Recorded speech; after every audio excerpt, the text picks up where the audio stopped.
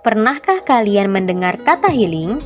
Healing biasanya kita lakukan untuk tetap menjaga kesehatan mental. Dan sekarang sudah banyak gerakan mengkampanyekan kesehatan mental. Apa itu gerakan kesehatan mental dan kenapa itu penting? Kesehatan mental merupakan isu sosial yang wajib dinormalisasi. Atas dasar tersebut, sejak abad ke-20 sudah muncul banyak gerakan sosial di seluruh Amerika Serikat dan Eropa yang mengangkat isu kesehatan mental sebagai topik utama kampanye gerakan sosial masyarakat. Gerakan tersebut dikenal dengan istilah Mental Health Movement atau MHM yang artinya gerakan kesehatan mental. Awal kemunculannya di Amerika Serikat dan Eropa dipicu oleh sebuah periode pada tahun 1840-an yang disebut Lawton Smith dan McCulloch sebagai era Swaka. Pada periode tersebut, para advokat bagi mereka yang berjuang dengan masalah kesehatan mental menyerukan Swaka mental yang didanai pemerintah untuk melindungi dan menampung orang-orang yang menderita penyakit mental. Gerakan kesehatan mental di Amerika Serikat dan Eropa kemudian berlanjut pada tahap institusionalisasi yang ditandai dengan pembentukan organisasi.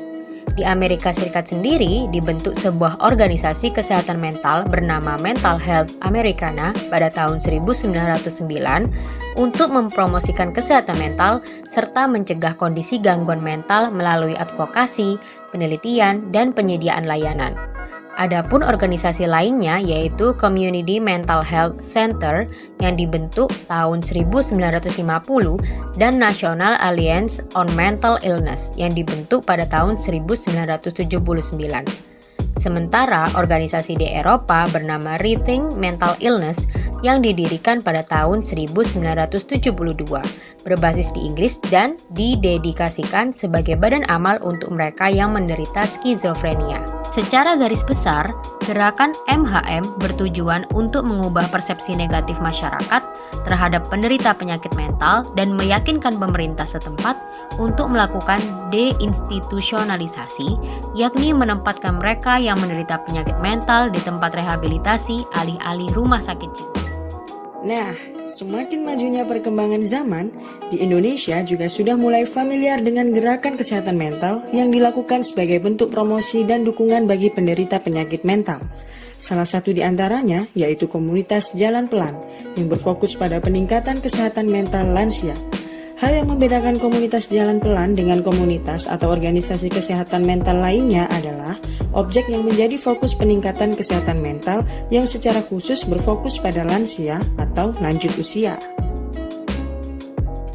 Komunitas Jalan Pelan adalah kepanjangan dari Jaga Lansia, Peduli Lansia, merupakan sebuah komunitas yang berfokus pada isu kesehatan mental lansia, terutama lansia yang tinggal di panti breda, dan didedikasikan untuk membantu, memperhatikan, serta memberdayakan lansia dengan fokus pada kesejahteraan materi terkait kebutuhan dasar lansia, kesejahteraan psikologis, dan kesejahteraan spiritual. Komunitas ini hadir sebagai bentuk kepedulian sejumlah mahasiswa psikologi Universitas Negeri Semarang akan kesehatan mental lansia yang dianggap masih jarang diperhatikan oleh komunitas atau organisasi kesehatan mental lainnya di Indonesia.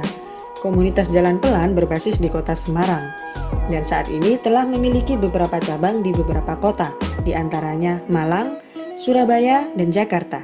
Keanggotaan di dalam komunitas Jalan Pelan bersifat terbuka bagi siapa saja yang ingin mengabdikan dirinya pada upaya peningkatan kesejahteraan psikologis atau mental lansia. Kegiatan-kegiatan atau program yang dilakukan oleh komunitas Jalan Pelan diantaranya yakni kegiatan sungkem silaturahmi, yaitu kunjungan ke panti breda untuk memberikan sosialisasi dan edukasi terkait kesehatan mental. Tidak hanya melakukan sosialisasi secara langsung, komunitas Jalan Pelan juga seringkali mengadakan sosialisasi secara daring untuk mempromosikan serta memberikan edukasi terkait isu kesehatan mental lansia melalui media sosial Instagram, serta penyelenggaraan acara webinar melalui platform Zoom.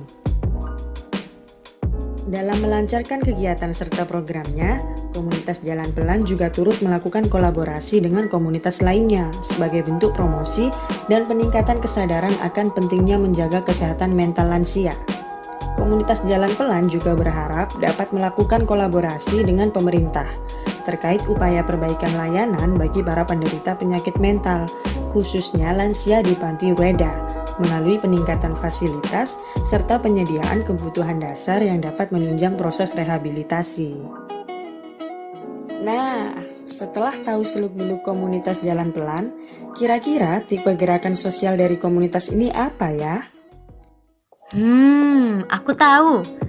Tipe gerakan sosial baru. Wah, kenapa kok bisa disebut baru? Yuk, kita simak penjelasannya.